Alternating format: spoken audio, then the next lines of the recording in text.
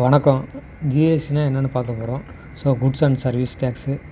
தெளிவாக சொல்கிறேன், பொறுமையாக நிதானமாக கேளுங்க, ஓகேங்களா? இந்த ஜிஎஸ்டிங்கிறது இதுக்கு முன்னாடி 2017 ஜூலை 1 அமல் பண்ணியிருக்காங்க ஜிஎஸ்டிங்கிறது. அதுக்கு முன்னாடியும் டேக்ஸ் வரி இருந்திருக்கு. அதுக்கு முன்னாடி ஜிஎஸ்டி இல்லாமல் வேறு டேக்ஸ், அதாவது எப்படின்னா கலால் வரி, சுங்க வரி, சேவை வரி அப்படின்னு சொல்லி தனித்தனியாக சொல்லுவாங்க. அந்த வரியை எல்லாத்தையும் ப்ராக்கெட் உள்ள எல்லாத்தையும் சேர்த்து சுருக்கி ஈஸியாக கொடுக்கணுங்கிறதுக்காக ஜூலை 1 2017 இந்த ஜிஎஸ்டியை அமல் பண்ணியிருக்காங்க. அந்த டேக்ஸ்லேயே பார்த்திங்கன்னா டேக்ஸ் 2 வகைப்படும். ஒன்று டைரக்ட் டேக்ஸு, ஒன்று இன்டைரக்டு, அதாவது நேரடி வரி, மறைமுக வரி. இந்த டைரக்ட் டேக்ஸில் பார்த்திங்க அப்படின்னா இன்கம் டேக்ஸு, அதாவது நம்ம பர்டிகுலர் இன்கம் டேக்ஸு, நம்மள்ட்ட சொத்து, அதாவது காரு இல்லை நிலம் அந்த மாதிரிலாம் வச்சுருந்திங்கன்னா அதெல்லாம் இந்த இதில் வந்துடும். அப்படின்னா அசட்டில் டைரக்ட் டேக்ஸில் வந்துடும். இன்டைரக்ட் டேக்ஸ் பார்த்திங்க அப்படின்னா இந்த ஜிஎஸ்டி, அப்புறம் கஸ்டம் டியூட்டி. கஸ்டம் டியூட்டிங்கிறது நீங்கள் ஃபாரின்லேருந்து இம்போர்ட் எக்ஸ்போர்ட்டு இந்த மாதிரி பண்ணுறதெல்லாம் கஸ்டம் டியூட்டி. இந்த ஜிஎஸ்டிங்கிறது தான் இந்த 2017 இது எல்லாத்தையும் மாற்றி சிம்பிளாக மாடிஃபை பண்ணி கொண்டு வந்திருக்கிறாங்க இந்த ஜிஎஸ்டிங்கிறத.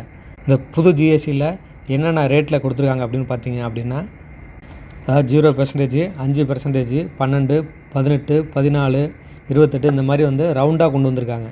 அதாவது பாருங்கள், கரண்ட் டேக்ஸ், அதாவது 2017 முன்னாடி எப்படி இருந்துச்சு பார்த்துருக்கேன் அப்படி பார்த்தீங்க அப்படின்னா, அதாவது பாருங்கள், ஒரு 2001, அதாவது நீங்கள் ஒரு கடையில் போய் ஒரு பொருள் வாங்குறீங்க அப்படின்னா அந்த மேனுஃபேக்சர்ட்டேருந்து 2866 அப்படின்னா அதுக்கு விஏடி வேட்டுன்னு சொல்லுவாங்க, 5% போட்டு.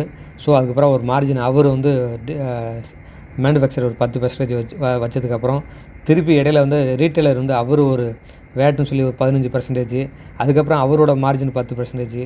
இந்த மாதிரி எல்லாம் கடைசியாக ஃபைனல் கஸ்டமர்கிட்ட போகும்போது அந்த டேக்ஸோட வேல்யூ மாறிக்கிட்டே இருக்குது. ஃபைனலாக அதோடய வேல்யூ பார்த்திங்கன்னா 2866 உள்ள ஒரு பொருள் 5899 வந்துருச்சு. இது பிஃபோர் 2017 முன்னாடி. ஆஃப்டர் ஜிஎஸ்டி வந்ததுக்கப்புறம் எப்படி பார்த்தீங்கன்னா அதே 2866 உள்ள பொருள் தான்.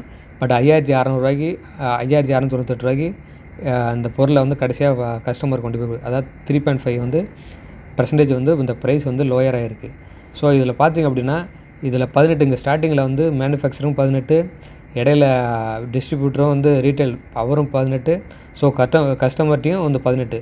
இது எல்லாத்தையும் பார்த்திங்கன்னா இந்த ப்ராக்கெட்டுக்குள்ளே ஏதோ ஒரு 12, 14 அதாவது முன்னாடி எப்படி பார்த்திங்கன்னா அந்த வரி மாறி மாறி வரும். ஒருத்தருக்கு 5, அடுத்தவருக்கு 8, அப்புறம் 15, இந்த மாதிரி மாறி மாறி போகும். இப்போ உள்ள ஜிஎஸ்டி எப்படி பண்ணியிருக்காங்க அப்படின்னா 5 இருந்தால் அந்த 5 அப்படியே தான் இருக்கும், 12 இருந்துச்சுன்னா 12 இருக்கும், 18னா 18, 28னா 28. அது மாறாது. இதில் பார்த்திங்க அப்படின்னா இது இந்த ஸ்லாட்டில் எந்தெந்த பொருளுக்கெல்லாம் அந்த மாதிரி இன்னொன்று பல பொருளுக்கு பல ரேட்டில் கொடுத்துருக்காங்க. அதில் பாருங்கள், இந்த ஜிஎஸ்டி இது 2017 அப்புறம் அந்த ஜிஎஸ்டியில் இப்போ மில்க்கு, இந்த எக்கு, இந்த மாதிரி உள்ள பொருளுக்கெல்லாம் பார்த்திங்கன்னா 0%. அது மாதிரி நிறையா பொருள் இருக்குது. ஒரு பொருள் மட்டும் உங்களுக்கு எக்ஸாம்பிள் கொடுத்துருக்கு. சர்வீஸ் எஜுகேஷனுக்கு டேக்ஸ் கிடையாது. டிரான்ஸ்போர்ட்டு, பப்ளிக் டிரான்ஸ்போர்ட், அதாவது கவர்மெண்ட்டோட பப்ளிக் டிரான்ஸ்போர்ட்டு, மெடிக்கல் இந்த மாதிரி இதெல்லாம் இல்லை. 5% யாருன்னு பார்த்திங்கன்னா அந்த சுகரு, டீத்தூள், ஆயில் ஐட்டம் இந்த மாதிரி. அப்புறம் சர்வீஸ் பார்த்திங்கன்னா ரயில்வேக்கு, ஏர் ட்ராவல்ஸ் இவங்களுக்குலாம் 5%. இந்த மாதிரி 12% பார்த்திங்கன்னா டெக்ஸ்டைல், துணி, கார்மெண்ட்ஸ் இவங்களுக்கெல்லாம் இந்த நெய். அதேமாதிரி நான் ஏசி ஹோட்டலு, ரெஸ்டாரண்ட்டு இவங்களுக்கெல்லாம் 12%. 18% பார்த்திங்கன்னா மொபைல் ஃபோனு, பிஸ்கட்டு இந்த மாதிரி. 28% அதிகப்படியான டேக்ஸு. இந்த டேக்ஸ் முன்னாடி இவ்வளோ இது மாதிரி டேக்ஸ் இருந்தது கிடையாது. ஆனால் இப்போ என்ன காரணம் அப்படின்னா, இது அப்படின்னா மோட்டர் சைக்கிள், அதாவது கார், விலை உயர்ந்த பொருள், ட்ரிங்க்ஸ் ஐட்டம், புகையிலை ஐட்டம், சினிமா டிக்கெட்டு, இந்த மாதிரி அதாவது என்ஜாய்மெண்ட் பண்ணுற அந்த பொருளுக்கெல்லாம் பார்த்திங்கன்னா டேக்ஸை அவங்க ஏற்றிட்டாங்க. அடுத்தது பார்த்திங்க அப்படின்னா ஜிஎஸ்டியில் எத்தனை டைப்ஸ் இருக்குது, எத்தனை டைப் ஆஃப் ஜிஎஸ்டி இருக்குது. அது என்னென்னு பாருங்கள். ஒரு 3 டைப் ஜிஎஸ்டி இருக்குது. அதில் பார்த்திங்கன்னா இந்த டிராயிங் படி உங்களுக்கு பாருங்கள். அதாவது வித்தின் ஸ்டேட்டுக்குள்ளே இருந்ததுன்னா ஜிஎஸ்டி, எஸ்ஜிஎஸ்டின்னு வரும். நம்ம மோஸ்ட்லி இந்த ஜிஎஸ்டி தான் நம்ம பே பண்ணியிருப்போம். நீங்கள் ஒரு ஹோட்டலுக்கே போனீங்கனாலும் இந்த 2 ஜிஎஸ்டியும் போட்டிருக்கோம். நகை கடையில் போய் நகை வாங்கினாலும் பார்த்திங்கன்னா இந்த 2 ஜிஎஸ்டி தான் போட்டிருக்கோம். இது எப்படின்னா ஒரு வித்தின் ஸ்டேட்டுக்குள்ளே, நம்ம தமிழ்நாடு ஸ்டேட் இருக்குன்னா தமிழ்நாடு ஸ்டேட்டுக்குள்ளே நீங்கள் ஏதாவது பொருள் வாங்கியிருக்கீங்க அப்படின்னா நம்ம ஸ்டேட் கவர்மெண்ட்டுக்கும் சென்ட்ரல் கவர்மெண்ட்டுக்கும், அதாவது நம்ம தமிழ்நாட்டு அரசுக்கும் மத்திய கவர்மெண்ட்டுக்கும் நம்ம டேக்ஸ் பே பண்ணுவோம். அந்த டேக்ஸ்லாம் எப்படி காசு பிடிக்கிறாங்கிறது நான் ஃபர்தராக இன்னும் வீடியோவில் இன்னும் ஃபர்தராக சொல்கிறேன், வாங்க பார்ப்போம்.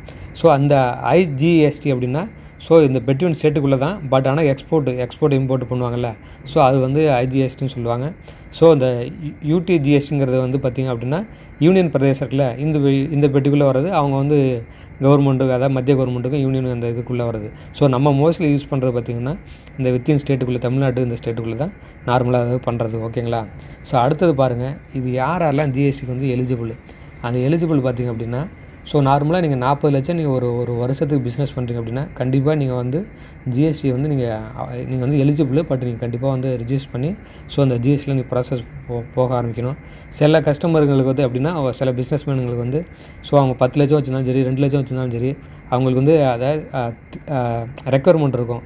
ஜிஎஸ்டி கண்டிப்பாக இந்த ஜிஎஸ்டி நம்பர் இருந்தால் தான் ஸோ அவங்க அந்த பிஸ்னஸை கண்டினியூ பண்ண முடியும். எக்ஸாம்பிள் இதில் நிறையா இருக்குது. ஸோ அதில் ஒன் ஆஃப் த பிஸ்னஸ் பார்த்திங்கன்னா அப்படின்னா இ-காமர்ஸ். நீங்கள் ஃபுட் டெலிவரி பண்ணுறீங்களா, அந்த ஃபுட் டெலிவரி பண்ணுறது. ஸோ ஆன்லைனில் ஃப்ளிப்கார்ட்டு, அமேசான் இதெல்லாம் நீங்கள் போய் உங்களோட இதை ரிஜிஸ்டர் பண்ணும்போது நீங்கள் கண்டிப்பாக உங்களுக்குன்னு ஒரு ஓன் ஜிஎஸ்டி நம்பர் போட்டிங்கன்னா தான் ஸோ அதில் நீங்கள் ரிஜிஸ்டர் பண்ணி அந்த பிஸ்னஸ் பண்ண முடியும். சரி, ஓகே. இதெல்லாம் வந்து நீங்கள் யாரெல்லாம் ரிஜிஸ்டர் பண்ணணும் அப்படின்னா, ஆக்சுவலாக நீங்கள் வந்து 40 லட்சம் ரூபாய்க்கு நீங்கள் வந்து ஒரு வருஷத்துக்கு ஃபுல்லாக டர்ன் ஓவர் பண்ணுறீங்க அப்படின்னா நீங்கள் கண்டிப்பாக வந்து அதாவது எப்படின்னா கண்டிப்பாக நீங்கள் வந்து ரிஜிஸ்டர் பண்ணி ஆகணும் ஜிஎஸ்டிக்கு. நீங்கள் 20 lakhs பண்ணுறீங்க அப்படின்னா அது உங்கள் விருப்பம். ஆனால் 20 lakhs மேலே நீங்கள் என்ன பிஸ்னஸ் பண்ணுறீங்க அப்படின்னா, நீங்கள் ட்ரேடர்ஸாக இருந்தால் 40 லட்சம். ஸோ சர்வீஸ் இந்த மாதிரிலாம் பண்ணிங்க அப்படின்னா 20 லட்ச ரூபா. ஸோ இந்த மாதிரி இருந்துச்சுன்னா கண்டிப்பாக நீங்கள் பண்ணி ஆகணும். ஸோ அதுக்கு கீழே இருக்குது, நான் ட்ரேடர் வந்து 40 லட்ச ரூபாய் கீழே தான் பண்ணுறேன் அப்படின்னா தேவையில்லை. பட் 20 லட்ச ரூபா வந்து நான் சர்வீஸில் பண்ணுறேன், அது கீழே இருக்குன்னா எனக்கு தேவையில்லை. ஸோ ஆனால் சில இது இப்போ நீங்கள் எக்ஸாம்பிளுக்கு பேங்க்குக்கு போகிறீங்க, லோன் கேட்குறீங்க அப்படின்னா ஸோ அவங்க வந்து லோனை வந்து கொடுக்குறதுக்கு உங்களுக்கு அவாய்ட் பண்ணிடுவாங்க. லோனை வந்து மேக்ஸிமம் அப்படின்னா நீங்கள் பிஸ்னஸ் பண்ணுறீங்கன்னா அவங்க ஜிஎஸ்டி ஐடி ஃபைல் பண்ணுறீங்க, ரிட்டர்ன் ஃபைல் பண்ணுறீங்க கேட்பாங்க. ஸோ அதெல்லாம் இந்த கணக்குகளுக்கெல்லாம் காமிச்சா தான் சரி ஓகே நீங்கள் கரெக்டாக பண்ணுறீங்க அப்படின்னு சொல்லிட்டு அவங்களுக்கு லோனுக்கே ப்ராப்பர் இது பண்ணுவாங்க. ஸோ அந்த மாதிரி சுச்சுவேஷனில் கண்டிப்பாக நம்ம வந்து ஜிஎஸ்டிக்கு வந்து ரிஜிஸ்டர் பண்ணி நம்ம வந்து வேறு வெளி ஆட்கள் மூலமாக அழுத்தப்படுறோம். ஸோ அந்த கண்டிப்பாக அந்த ஜிஎஸ்டி பண்ணி ஆகணும். பட் ஆனால் இந்த ஜிஎஸ்டி பண்ணுறதுனால உங்களுக்கு பெனிஃபிட் தான். ஸோ நீங்கள் வந்து பிஸ்னஸ் பண்ணுறீங்க அப்படின்னா கண்டிப்பாக நீங்கள் வந்து இதில் வந்து நீங்கள் ஜிஎஸ்டி வந்து ரிஜிஸ்டர் பண்ணிக்கலாம். ஸோ இதெல்லாம் உங்களுக்கு அதாவது மெனி கன்ஃபியூஷன் நிறையா பேருக்கு பார்த்தீங்க அப்படின்னா மெனி கன்ஃபியூஸ். எப்படி நான் அந்த ஜிஎஸ்டியை வந்து நான் எடுக்கிறது, எப்படி எனக்கு கால்குலேட் பண்ணுறது, அவங்க கஸ்டமருக்கு நான் எப்படி கொடுக்குறது, அதெல்லாம் இருக்கும். அதெல்லாம் தெளிவாக நான் சொல்கிறேன் வாங்க.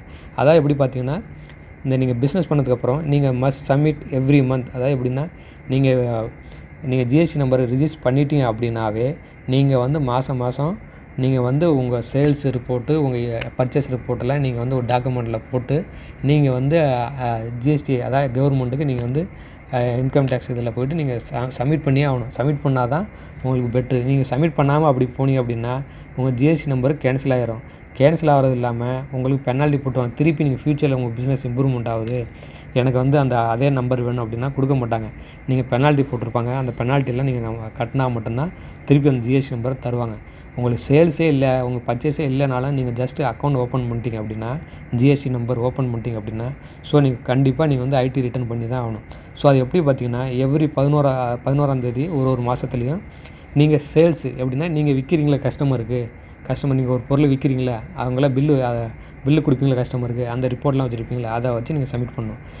அதாவது நீங்கள் பர்ச்சேஸ் எவ்ரி 20ஆம் தேதி, இந்த 20லேருந்து போன 20 ஸோ அந்த நீங்கள் வெளியில் பர்ச்சேஸ் பண்ணியிருப்பீங்களா, நீங்கள் ஒரு ரீட்டைல் ஷாப், நீங்கள் ஒரு கடை வச்சுருக்கீங்க, சின்ன பிஸ்னஸ் நீங்கள் பெரிய பிஸ்னஸ் பண்ணுற ஆளுக்கிட்டேருந்து ஹோல்சேல்கிட்டேருந்து வாங்கியிருப்பீங்களே, அந்த 20 to 20 பர்ச்சேஸ் டீட்டெயிலை வந்து நீங்கள் இன்வாய்ஸாக போட்டு சப்மிட் பண்ணணும். ஸோ அந்த ரெக்கார்டெல்லாம் நீங்கள் வந்து ஒரு பிரிண்ட் அவுட் எடுத்து நீங்கள் ஒரு தனியாக ஃபைல் போட்டு வச்சிங்கன்னா பெட்ரு. ஸோ நெக்ஸ்ட் வந்து பார்த்திங்கன்னா எப்படி அந்த ஜிஎஸ்டி வந்து நம்ம கால்குலேட் பண்ணுறாங்க அப்படிங்கிறதெல்லாம் நம்ம பார்க்கலாம் வாங்க. இது வந்து எப்படின்னா இது ரொம்ப பொறுமையாக கேளுங்க, உங்களுக்கு புரியும். இன்னும் அடுத்த ஒரு ஸ்லைடில் உங்களுக்கு இன்னும் தெளிவாக எக்ஸ்பிளைன் பண்ணுறேன். இது வந்து பிஃபோர் ஜிஎஸ்டி, அதாவது எப்படின்னா ஜிஎஸ்டி 2017க்கு முன்னாடி உள்ள ஜிஎஸ்டி உள்ளது. இது ஆஃப்டர் 2017க்கு அப்புறம் அந்த ஜிஎஸ்டியாக கொண்டு வந்தாங்கல்ல, அதுக்கு முன்னாடி உள்ளது. ஸோ முன்னாடி பார்த்திங்க அப்படின்னா ஒரு ப்ரைஸ் 100 ரூபாய்க்கு நீங்கள் ஒரு பொருள் வாங்குறீங்க அப்படின்னா நீங்கள் அதை ஹோல்சேலாக நீங்கள் வந்து சின்ன ஒரு பிஸ்னஸ் மேனு, நீங்கள் ஒரு ஹோல்சேல்கிட்ட போய் வாங்குறீங்க, 100 ரூபாய்க்கு வாங்குறீங்க அப்படின்னா அதில் 14 ரூபா 50 காசு வந்து டேக்ஸ் நீங்கள் அவங்களுக்கு கொடுக்குற மாதிரி இருக்கும்.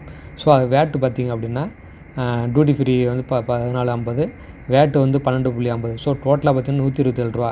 ஸோ நீங்கள் ஒரு சின்ன பிஸ்னஸ் பண்ணி ட்ரேடு வந்து நீங்கள் வந்து ரீட்டைல் ஷாப்பு, நீங்கள் திருப்பி கஸ்டமர்கிட்ட விற்கிறீங்க அப்படின்னா 114 ரூபாய்க்கு வாங்கியிருக்கீங்களா, 100 ரூபா ப்ளஸ் 14 ரூபா 50 காசு, 114 ரூபா 50 காசு நீங்கள் வாங்கியிருக்கீங்க. ஸோ நீங்கள் மார்ஜின் உங்களுக்கு ப்ராஃபிட் 10 ரூபா சேர்த்து 124 ரூபா 50 காசுன்னு வச்சுட்டு அதுக்கு பார்த்திங்க அப்படின்னா வேட்டு மட்டும் கஸ்டமர்கிட்ட வாங்குறீங்கன்னா அது வந்து 15.50 வரும். ஸோ டோட்டலாக 140 ரூபா. ஸோ அந்த 140 ரூபாய்க்கு நீங்கள் வந்து விற்றுருப்பீங்க கஸ்டமர்கிட்ட. அந்த 140 ரூபாயில் நீங்கள் முன்னாடி காசு கொடுத்து வாங்கினது 127 ரூபா.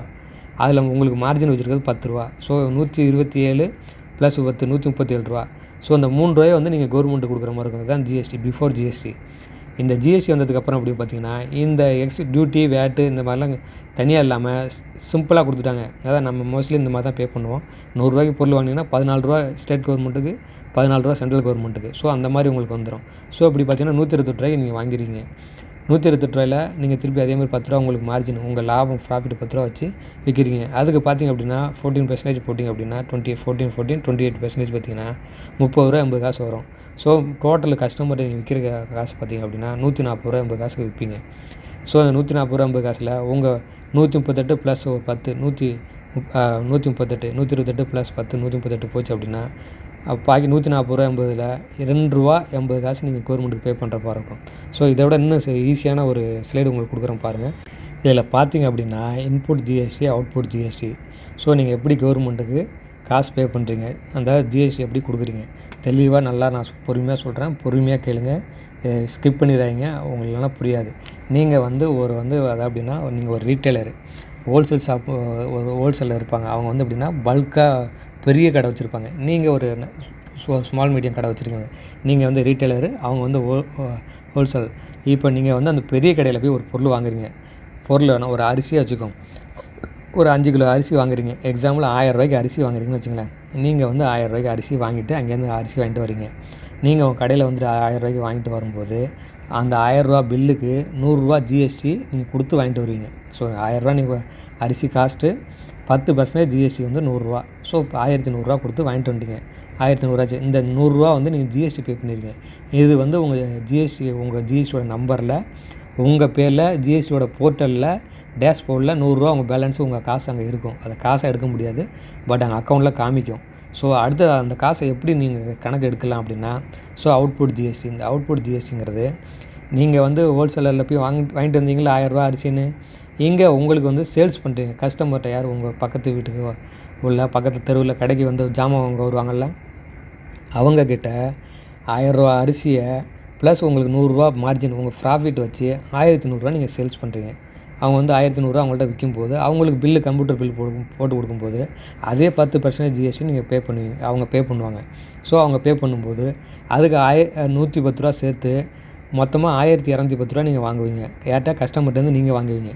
புரியுதுங்களா? நீங்கள் உங்கள் அரிசியோட விலை 1100, அந்த 1100க்கு 10% ஜிஎஸ்டி போட்டிங்க அப்படின்னா 110 ரூபா வரும். புரியுதுங்களா? மொத்தம் சேர்த்து 1210 ரூபா. ஸோ அந்த 1210 ரூபா வந்து கஸ்டமர் உங்களுக்கு கொடுத்துருக்காங்க. நீங்கள் முன்னாடி போய் எவ்வளோ வாங்கினீங்க? ஜிஎஸ்டி ஆல்ரெடி உங்கள் போர்ட்டில் எவ்வளோ இருக்குது? 100 ரூபா. நீங்கள் வந்து ஒரு இந்த மெயின் ஷாப் இருக்குல்ல, அவங்கள்ட்ட நீங்கள் 100 ரூபா ஜிஎஸ்டி கொடுத்து வந்தீங்க. இங்கே உங்களுக்கு கஸ்டமர் 110 ரூபா அதாவது ஜிஎஸ்டி பே பண்ணியிருக்காங்க. ஸோ இப்போ புரியுதுங்களா?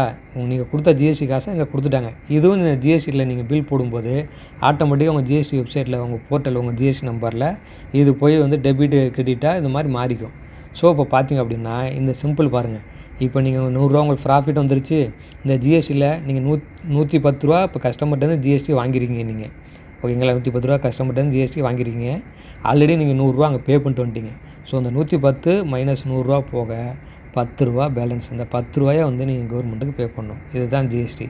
ஸோ இதுதான் சிம்பிள் கான்செப்ட். இதை வந்து நீங்கள் லட்சத்தில் வாங்கினாலும் சரி, எவ்வளோ வாங்கினாலும் சரி, சிம்பிளான கான்செப்ட் இதுதான். இதில் ப்ராஃபிட் உங்களுக்கு 100 ரூபா. அதாவது அப்படின்னா 1000 ரூபாய்க்கு வாங்கியிருந்தீங்க அந்த அரிசியை, 1100 ரூபாய்க்கு சேல்ஸ் பண்ணிட்டீங்க. ஜிஎஸ்டிக்கு 100 ரூபா நீங்கள் பே பண்ணியிருந்தீங்க. உங்கள் கஸ்டமர்கிட்ட 110 ரூபா நீங்கள் வாங்கிட்டீங்க. இந்த 110 ரூபாயிலேருந்து 100 ரூபா நீங்கள் பே பண்ண காசை எடுத்துட்டீங்க. அப்போ பேலன்ஸ் 10 ரூபா. இந்த பேலன்ஸ் 10 ரூபாயை வந்து நீங்கள் கவர்மெண்ட்டுகிட்ட பே பண்ணணும். ஸோ இந்த மாதிரி நீங்கள் பே பண்ணுற ஒரு காஸ்ட்டும் கவர்மெண்ட்டுக்கு வரியாக போய் அவங்க சென்ட்ரல் கவர்மெண்ட்டும் ஸ்டேட் கவர்மெண்ட்டும் ஸோ இந்த அரசாங்கம் நடத்துகிறாங்கல்ல, ஸோ இந்த காசை வச்சு தான் அவங்க வந்து இந்த இதை வந்து அரசாங்கத்தை நடத்துகிறாங்க. ஸ்டேட் கவர்மெண்ட்டாக இருக்கட்டும், சென்ட்ரல் கவர்மெண்ட்டாக இருக்கட்டும். ஸோ இதே மாதிரி இன்னும் அடுத்த ஒரு எக்ஸாம்பிள் பார்க்கலாம் பாருங்கள். இதில் பார்த்தீங்க அப்படின்னா ஒரு ஜிஎஸ்டி வந்து 5% போட்டுருங்க. இப்போ 10% பார்த்தோம்ல, இப்போ வந்து 5% பார்க்குறோம். ஸோ 40,000 ரூபாய்க்கு நீங்கள் வந்து ஒரு நகை வாங்கிட்டீங்க.